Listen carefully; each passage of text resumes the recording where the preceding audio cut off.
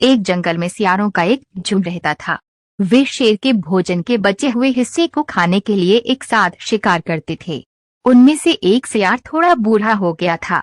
सभी छोटे गीदड़ों ने उसे धमकाया और भोजन साझा नहीं करने दिया। सियार ने मन ही मन सोचा, मुझे अपनी भूख मिटाने के लिए कुछ करना होगा।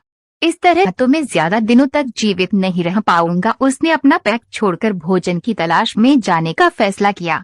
वह कई दिनों तक इधर उधर भटकता रहा, लेकिन उसे भोजन नहीं मिला। वह जहां भी जाता, अन्य जानवर उसे भगा देते। आखिरकार उसने भोजन की तलाश में गांव में जाने का फैसला किया। रात होने के बाद सियार भोजन की तलाश में गांव की सड़कों पर चला गया। अचानक कुत्तों का एक झुंड सियार का पीछा करने लगा। अपनी जान के डर से सियार उतनी तेजी से भागा जितना उसके कमजोर पैरों से ले जा सकते थे। भागने का कोई रास्ता न पाकर सियार जो पहला खुला घर मिला उसमें कूद गया। अचानक उसने खुद को दुर्गंधयुक्त तरल पदार्थ के एक बर्तन में पाया। ये नील रंग का एक बर्तन था। मकान गांव के धोबी का था।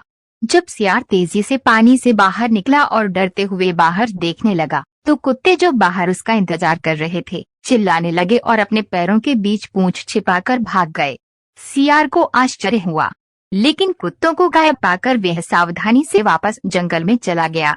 सियार अपनी प्यास बुझाने के लिए जंगल में बने पानी के बिल के पास गया। जैसे ही सियार करीब गया, वहां आए अन्य सभी जानवर घबराकर भाग गए।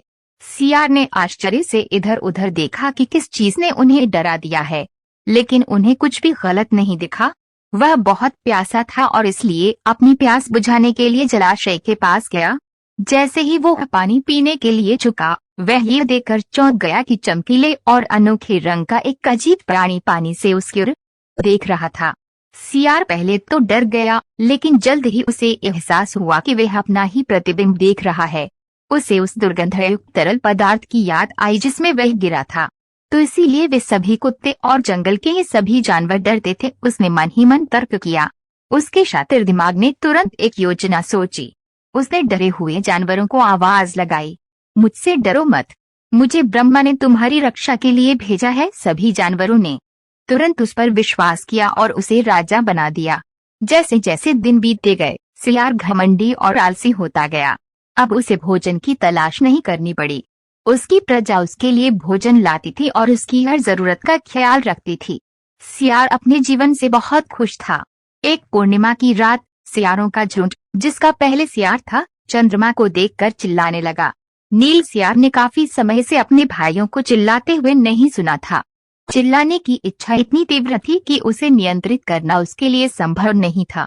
उसने अपना सिर पीछे झुकाया और दिल से चिल्लाने लगा।